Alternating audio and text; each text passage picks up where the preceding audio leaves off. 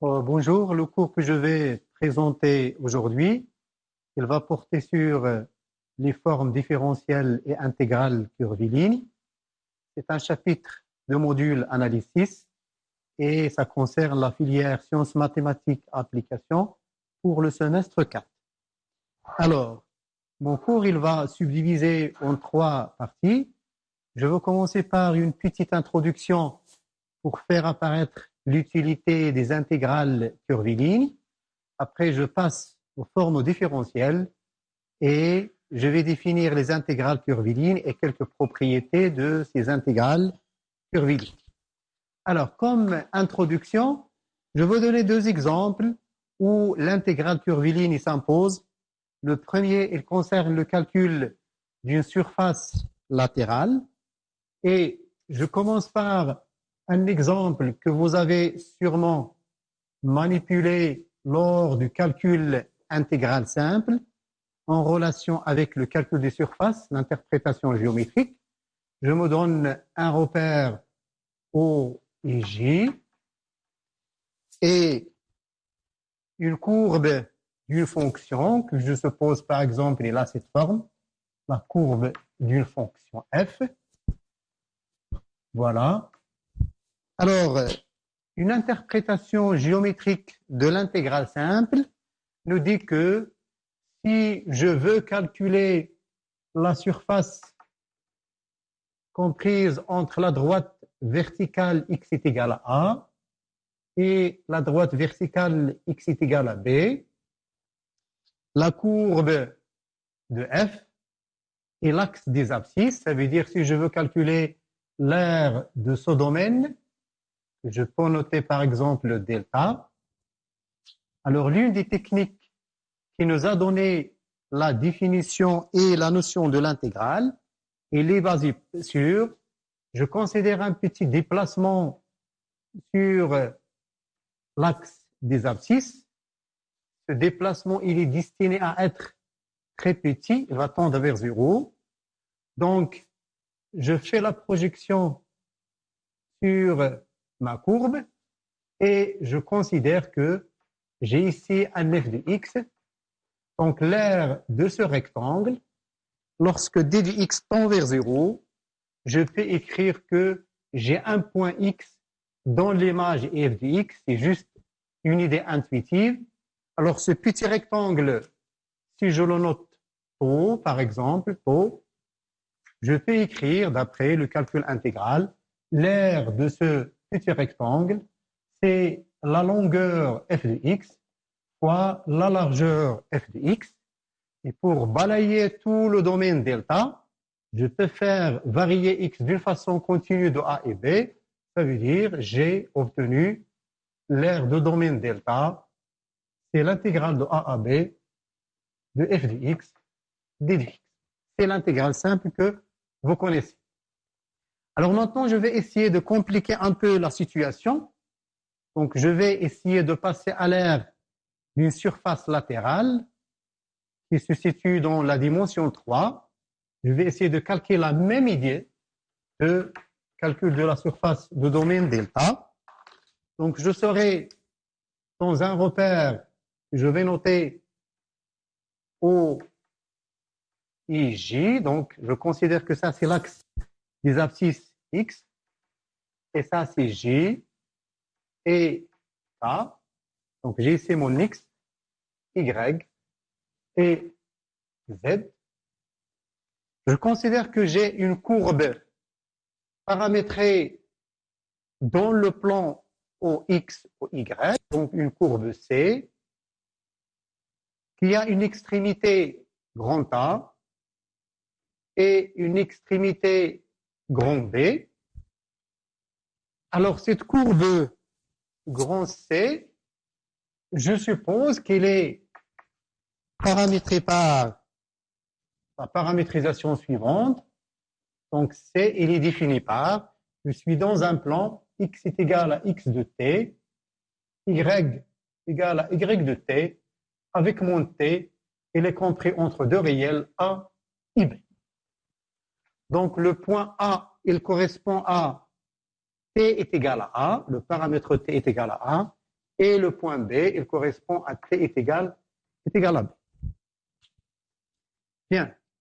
Alors ensuite, je vais considérer un domaine dans le plan, bien dans l'espace, si vous voulez, que je peux considérer comme celui-là, dans l'espace, si vous voulez. Voilà. Alors, un domaine D. Et ce domaine D est là pour équation Z égale f de x, y, une fonction f qui caractérise le domaine D. Donc, chaque point de domaine est là l'équation z égale f de x, y. Je fais la projection de ma courbe sur le domaine D. Donc, je vais obtenir quelque chose comme ça, une projection, si vous voulez. Alors, je vais essayer de prendre le même point. Donc, une projection de cette forme, si vous voulez. Bien, alors, ce point a sa projection, si vous voulez, c'est ça. Un autre point ici, je considère que c'est ça, sa projection. Ce point, sa projection, il est là. Et ce point, c'est ça la projection. Bien, alors, je veux considérer que je peux voir la partie, pour cette partie, je peux la voir. Cette partie, elle est derrière, donc je ne peux pas la voir. La même chose, je considère que cette partie, je peux la voir. Et cette partie, donc si vous voulez, ça c'est ce point-là. Voilà. Bien, alors la question c'est est-ce que je peux recouvrir cette surface latérale? Ça veut dire est-ce que je peux faire recouvrir cette surface lorsque on va prendre un point qui va être varié sur la courbe C. Donc l'idée de tout à l'heure, est-ce qu'on peut l'appliquer intuitivement? Donc si je prends par exemple, au lieu de dx, un petit déplacement curviligne d de s, c'est un petit déplacement curviligne. Ce ds, il est destiné à être pendre vers 0. Je fais la projection sur la courbe. Donc je vais obtenir quelque chose comme ça. Lorsque ds tend vers 0, je peux considérer que j'ai ici z est égal à f de x, y. Je peux considérer, donc je peux voir cette partie si vous voulez.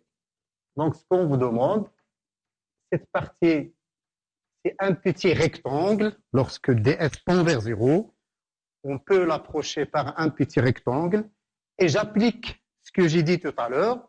Donc l'aire de ce petit rectangle, tau, et je l'appelle tau, il est égal à la hauteur f de x, y, multiplié par la variation curviligne d de s qui est destinée à être très petite.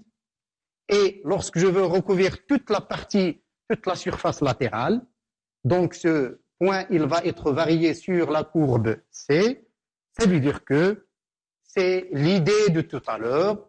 Donc l'aire de la surface latérale, si je la note sigma, ça va être l'intégrale sur la courbe C de la fonction f de x, y, d de s, que je peux noter puisque A, il varie de A jusqu'à B, donc ça va être l'intégrale, en remplaçant T de A jusqu'à T est égal à B.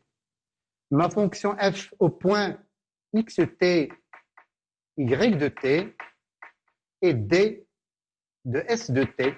Je peux diviser par d de t et multiplier par d de t. Donc, je suis en train de définir ce qu'on va appeler intégrale curviligne. Ça veut dire que cette surface, il est donnée en fonction d'une intégrale curviligne. Alors, maintenant, je vais passer à un deuxième exemple où on voit apparaître l'utilité des intégrales curvilignes et ça va concerner le travail des forces d'un champ appliqué à une particule qui est en mouvement dans ce champ. Donc, je vais considérer que je suis uniquement dans un plan, rapporté à un repère orthonormé O et J, et que nous avons un champ qui s'applique à ce plan. Donc, pour chaque point, nous avons un champ. Un deuxième point, nous avons un autre champ. Lorsqu'on fait varier le point, le champ, il varie. Un autre point ici, par exemple, donc c'est un champ. Et ici, un champ. Et ainsi de suite, un champ. Donc, un champ appliqué à ce plan, je considère que j'ai une particule qui est en mouvement dans ce champ. Donc, sa courbe, par exemple, c'est ça, la courbe de la particule, voilà, au mouvement. Alors, cette particule, en chaque point, elle est soumise à un champ que je vais appeler F. Et si je considère un petit déplacement, que je vais noter D de R, alors le D de R encore, il est destiné à être très petit. On connaît que le travail élémentaire de cette force sur la particule, il est donné par la force scalaire, le déplacement, c'est de la physique. Et si je veux calculer tout le travail à partir, si le mouvement de la particule, il part d'un point A à un point B, ça c'est ma particule P. Si je veux calculer le travail, donc il n'est autre que le travail des forces, c'est l'intégrale sur toute la courbe de la particule de f x, y fois le déplacement. Alors, une autre fois, je peux utiliser l'expression suivante. Donc, c'est l'intégrale, si vous voulez, de f de x d'un t, yt, d de r sur d de t fois d de t.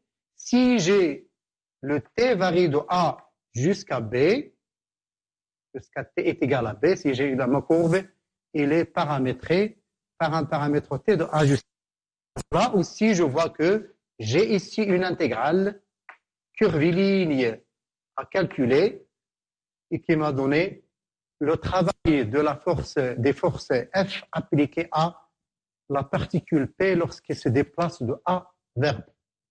Voilà, donc ça c'est deux exemples où les intégrales curvilignes ne servent pour calculer des termes. Bien, alors maintenant je vais passer après cette petite introduction, je vais passer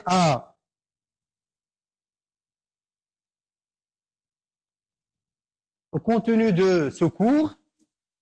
Et là, les objectifs principaux suivants. C'est assimiler les techniques de calcul des intégrales curvilignes et pouvoir appliquer ces techniques à des situations réelles telles que des situations en physique, comme on vient d'avoir, pour le travail des forces appliquées à une particule. Voilà. Alors, je commence par les formes différentielles. Pour définir une forme différentielle de degré 1, j'aurai besoin d'un ouvert U de R à la puissance N et de son dual algébrique, si vous voulez, que je peux noter E étoile. Alors, le E, c'est R dans notre cas, donc un ouvert U, inclus dans E, qui est égal à R à la puissance N. Donc, je vais appeler une forme différentielle toute application de U vers E étoile, qui à chaque X appartient à U. Je vais lui faire associer oméga X. Donc, toute application oméga, petit oméga, de U vers E étoile va s'appeler une forme différentielle sur U. Alors, évidemment, lorsqu'on est W de X appartient à E étoile, ça veut dire que cette expression W de X, elle est définie de E vers R, à chaque vecteur Y, je vais obtenir W de X appliqué à Y. Alors, toute application de ce genre, on va l'appeler une forme différentielle définie sur l'ouvert U, qui est un ouvert de R à la puissance n. Ça, c'est la définition.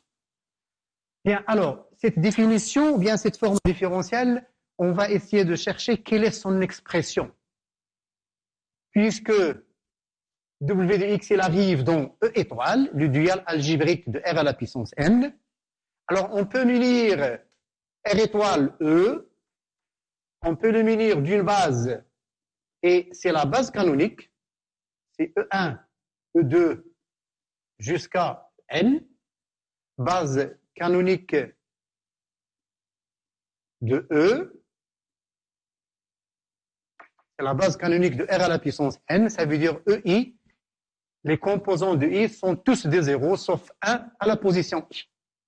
Alors à cette base, je vais associer une autre base qu'on va appeler la base duale, c'est la base de E étoile, c'est la base B étoile, qui est D de X1 jusqu'à D de Xn, ce qu'on va appeler base duale associée à la base canonique B. Alors cette base duale, il est définie par, c'est un élément de E étoile, et il est défini par D de Xi appliqué à un vecteur Y, n'est autre que la ième composante de Y. Voilà. Donc c'est la base duale. Donc puisque E étoile est muni de cette base duale, et oméga X appartient à E étoile, donc on peut écrire oméga X comme combinaison linéaire de ces éléments de la base étoile. Alors c'est ce qu'on va essayer de faire. Ça veut dire que en chaque point X, nous avons oméga X, c'est un élément de E étoile, qu'on peut écrire en fonction des éléments de la base duale. Donc, il va exister des fonctions A1, A2 jusqu'à N, définies sur le vers U, telles que nous avons cette écriture oméga X égale, nous avons cette écriture oméga X, c'est la somme des A et D de X. Alors, cette écriture, on va l'appeler écriture canonique de la forme différentielle oméga. N'est autre que l'écriture de oméga X dans la base duale. Voilà. Bien. Alors, est-ce qu'on peut définir des formes différentielles de classe CK? Oui, on peut faire ça. Une forme différentielle va être dite de classe CK lorsque ses composantes AI sont de classe CK. Voilà. Donc, cette écriture, c'est l'écriture canonique de la forme différentielle. Si les fonctions AI sont de classe CK, on va dire que la forme différentielle est aussi de classe CK. Donc, on peut parler d'une forme différentielle de classe C1, C2 jusqu'à C l'infini.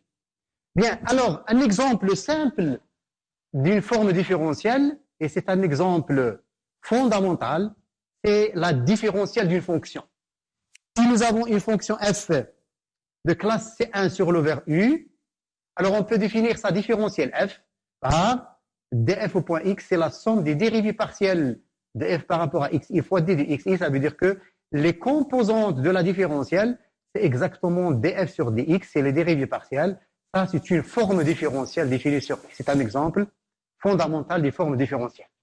Alors, deux autres exemples. On peut écrire, par exemple, dans R carré, W de xy, c'est 1 sur x carré plus y carré de x plus exponentielle x plus y d de y. C'est une forme différentielle sur R carré.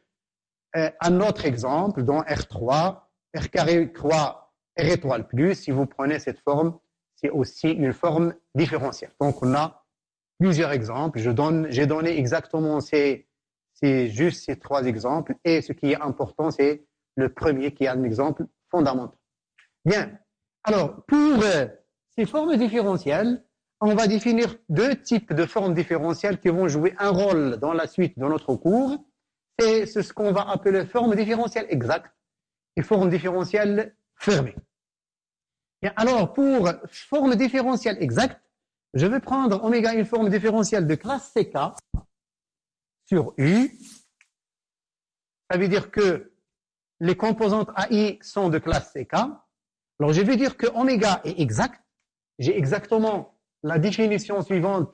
Ma forme différentielle, elle est exacte sur U. Ceci veut dire que il va exister une application, puisque oméga est de classe CK, l'application F elle est de classe CK plus 1, donc il existe une fonction de classe CK plus 1 sur U, telle que je peux écrire ma forme différentielle égale la différentielle de F. À ce moment-là, je vais dire que oméga, il est exact. Autrement dit, une forme différentielle exacte, elle est égale à la différentielle d'une fonction. Bien. Alors, deuxième définition, ça concerne forme différentielle fermée.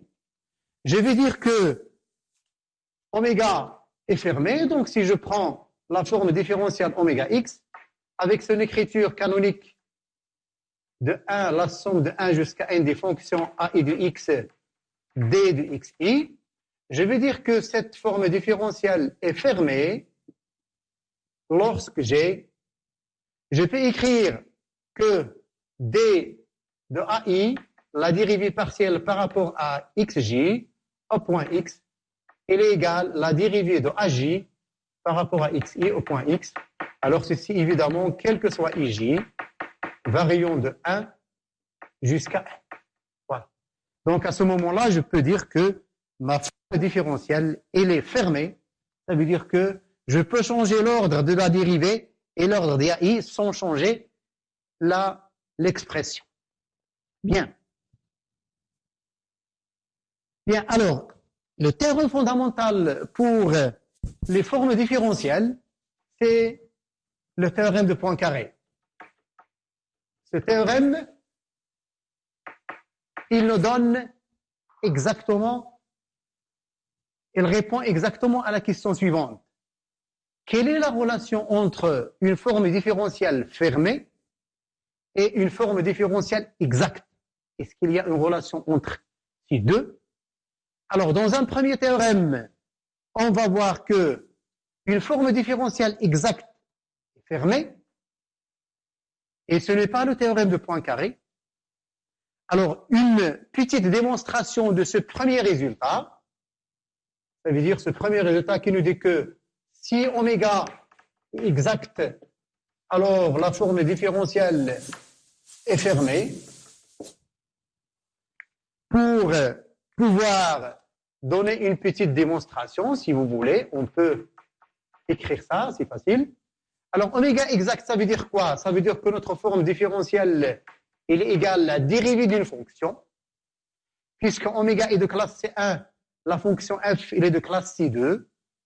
D'après l'écriture de oméga, l'écriture canonique est de la forme différentielle, donc je peux écrire que AI au point x est égal à la dérivée partielle de f au point x, quel que soit i, allant de 1 jusqu'à grand T. Ça, c'est juste l'égalité des deux formes différentielles. La première, les composantes, ce sont les AI. La deuxième, c'est les dérivées partielles. Bien. Alors, maintenant, si je cherche la dérivée partielle de AI par rapport à xj, donc je peux écrire, je dérive par rapport à xj la fonction AI de x.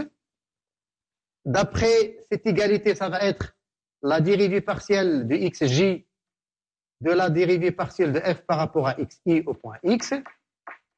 Alors à ce moment-là, j'ai un théorème qui me dit que c'est le théorème de Schwarz. Qu'est-ce qu'il me dit? Il me dit que je peux permuter les dérivées partielles. Ceci il est égal à la dérivée par rapport à xi, de la dérivée par rapport à xj de la fonction f. Et cette expression, c'est exactement aj. Donc, je vais obtenir la dérivée par rapport à xi de la fonction aj de x. Ça veut dire que ma forme différentielle, elle est bien fermée. J'ai cette dérivée partielle égale à celle-là. Donc, c'est exactement ce qui montre que f oméga, elle est fermée. Bien. Alors, donc ça, c'est le premier résultat. Pour le deuxième résultat de notre théorème, il va concerner la réciproque de ce premier point. Est-ce qu'une forme différentielle fermée est exacte? En général, ça c'est faux. Donc c'est le deuxième point qui est le théorème de Poincaré. Il va nous dire que si oméga est fermé, et on va ajouter une condition sur le vers U, une condition géométrique, U étoilée, alors oméga est une forme différentielle exacte. Donc c'est le deuxième point de notre théorème. C'est exactement ça, c'est le théorème de Poincaré. Voilà. Alors, une petite démonstration de ce théorème. Bien. Alors, oméga étoilé, ça veut dire qu'il est étoilé par rapport à un de ces points. Je vais supposer par une translation que U est étoilé par rapport à l'origine. Donc, par translation, je suppose que U est étoilé par rapport à l'origine, juste pour simplifier les calculs. Bien. Alors, lorsque je cherche à démontrer que oméga est exact, je suis devant la question suivante. Donc, je vais écrire ici. Ça veut dire que il faut que oméga, en un point x, soit égal à la différentielle d'une fonction. C'est ce que je cherche. Ceci, il est donné par AI au point x égale la dérivée par rapport à xi de f au point x. Donc, je cherche une fonction f qui est de classe C2, puisque oméga est de classe C1, tel que je vais avoir cette égalité pour tout i allant de 1 jusqu'à n. Bien, alors je dispose des hypothèses suivantes, oméga fermé, U étoilé, je n'ai pas grand-chose pour démontrer l'existence de f, mais on va essayer de construire cette fonction petit f. Alors, en remarquant AI de x est égal à la dérivée, pour le moment, on va oublier la dérivée. Donc, je vais remarquer la chose suivante, AI de x. Je peux l'écrire c'est AI d'un point tx fois t entre les valeurs t est égal à 0 et t est égal à 1. Si je prends t est égal à 1, si AI de x en 0 il est égal à 0, et exactement cet élément, il appartient à U, puisque U, il est étoilé par rapport à l'origine. C'est à ce moment-là qu'on aura besoin de étoiler. Bien, alors, à partir de cette écriture, donc si je pose cette fonction, c'est une fonction g de t, ça veut dire, je peux écrire que AI de x, c'est l'intégrale entre 0 et 1 de la fonction g' de t d de t. Donc, je suis en train de chercher une fonction que je vais considérer pour arriver à cette conclusion. Bien, alors, donc si AI de x est égal à l'intégrale de g' de t, donc je vais dériver cette fonction pour voir comment se comporte la dérivée de cette fonction.